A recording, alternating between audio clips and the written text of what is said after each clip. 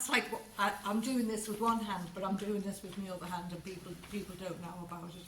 And she's sent cars and cars load over there, alongside you know, health workers for Palestine.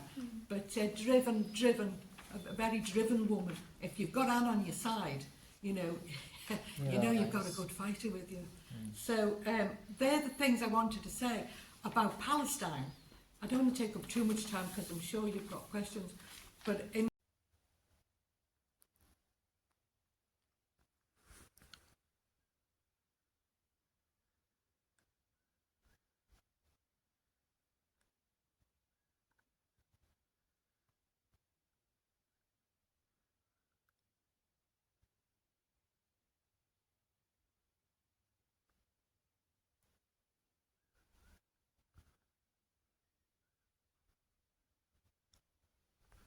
from the time I was 17, and like a lot of people, we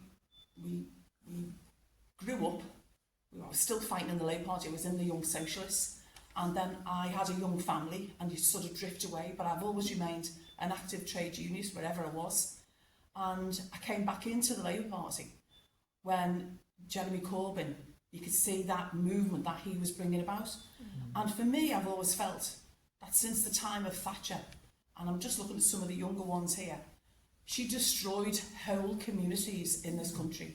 And when I say she destroyed them, she destroyed them. I want to be able to say our children in this city live in a home that's heated, be able to be nourished before they go to school, have a meal for themselves, people not having to worry about whether they've got to eat or they have to be heat the house or eat.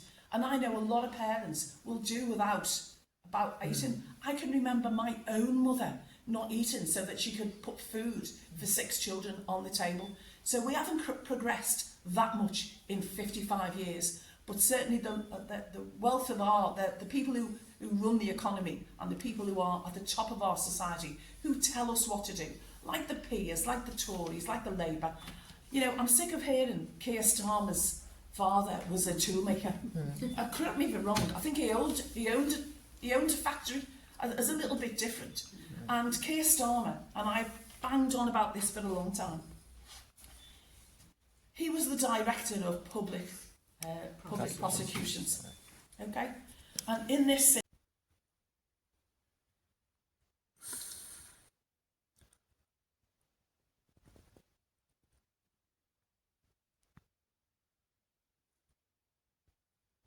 should our children be landed with enormous debt?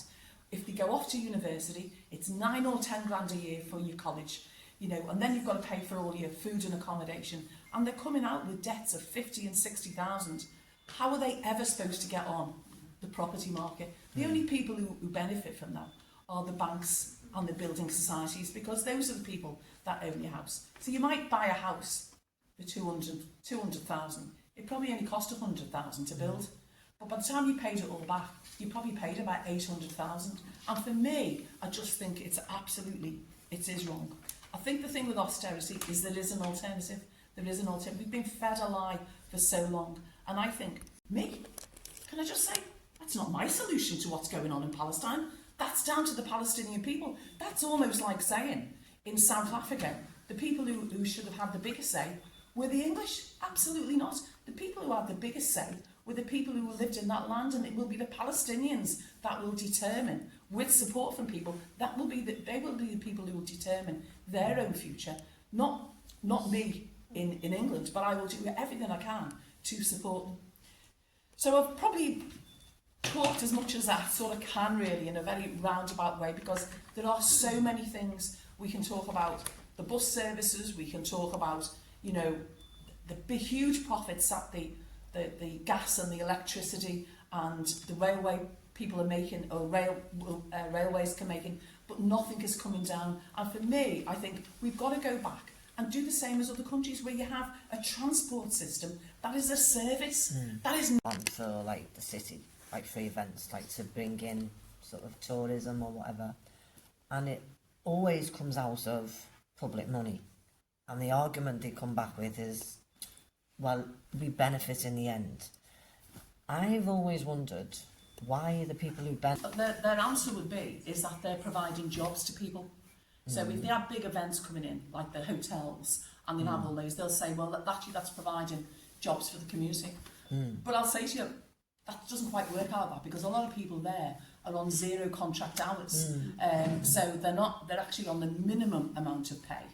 And as much as we all like, and we like going down to these events here, the centre pages of the newspapers. You don't hear about it at all.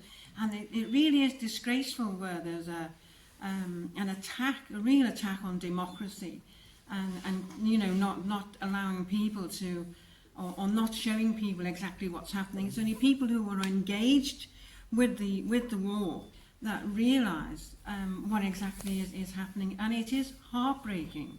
And you get to this. they might, but they won't break the spirit, and they will not break the spirit, and I think that's what's going to happen here. I think what we're seeing now is the start of a new movement here, because I think people are absolutely, they're fed up to the back teeth. As George Galloway said, they are 2 cheeks of the same backside. There's no difference between Tory and Labour, and if I hear once more about this, well, everything is being costed, as if it's been costed down to the last penny. I just think, what are they talking about? They haven't costed absolutely everything, but it's got people thinking, oh, it's all been costed. It's all been costed. It's only going to cost £1 here, but it's going to cost us £5 here. It's absolutely, I just think, you know, it was the banks, if you remember, years ago, they were able to bail the banks out because it was their fault that got us into this mess. And yet, when it comes to ordinary working people, there's no money left.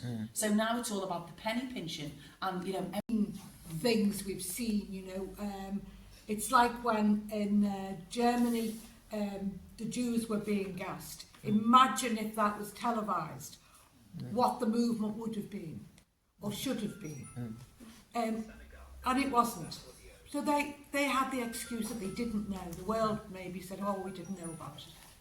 But what we're seeing on our screens now, and what we're hearing from Israel itself, because, you know, when Bush and Blair went into Iraq, they killed 1 million people. Don't forget that. They killed 1 million people. And they made millions of orphans. And they killed kids too. But, you know, the language was different.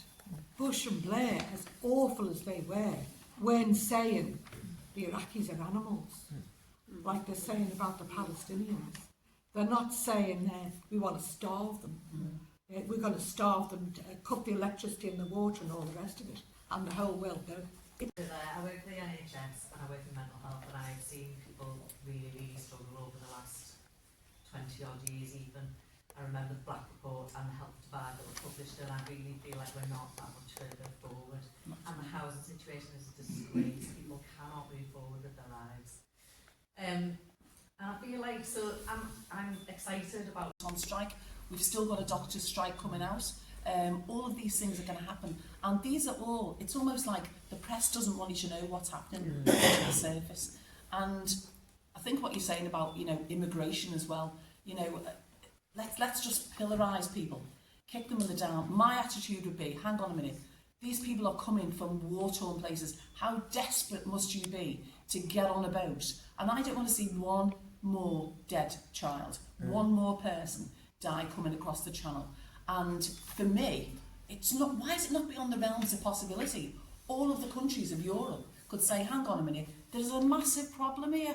We should be doing everything we can to support these people. But actually what they're doing, all they're trying to do is push them from one place to another, people who are absolutely desperate. And I look back and I think, oh my God, you know, in 100 years ago, it was the Irish famine, and people did exactly the same.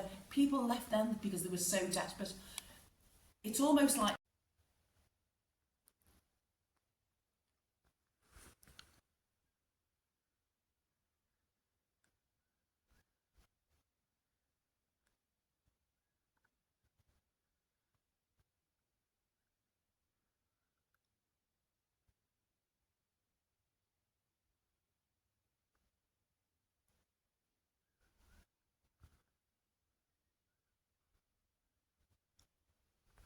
in himself and be tipped off in the House of Commons and have another leadership. So he called it then to try and save his own skin, you know. So for me, I think the future is there, but it's going to be a future that we've all got to take part in it, and people have got to stand up and be counted.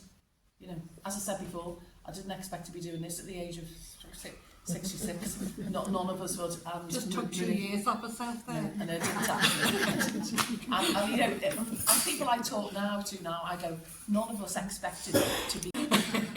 But you know, if you can address all their concerns of why they may not, oh, I think I better vote Labour. Well, Labour's going to get in anyway. Yeah. There isn't an argument. You mentioned the power of social media.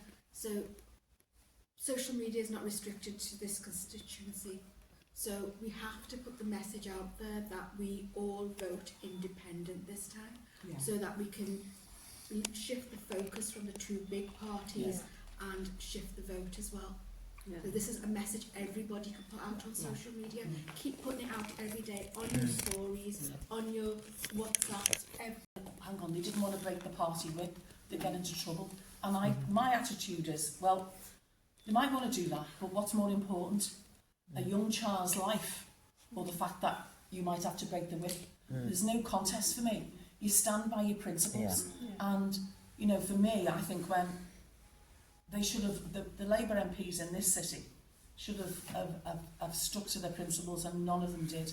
And, you know, when Jeremy Corbyn was thrown out of the Labour Party and had to walk across, that was the time that Labour MPs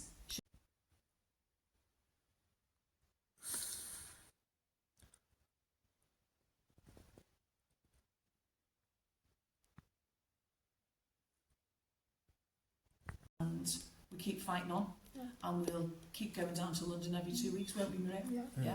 And we'll still go every Sunday, and we'll just shout it from the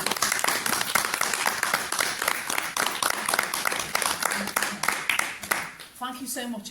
All I can say to you is, if you want to come out and help us, you know, we leaflet in every night. We've now got 50,000 leaflets that we've now got to bundle together in 100. There's always plenty for you to do, and if you've got a leaflet on your chair, and if you can just go on and sign for Wavertree, there'll be lots of, and I'm on Twitter. It was short notice. We only decided to do this 2 days ago, so we have got another one next week as well. The same day?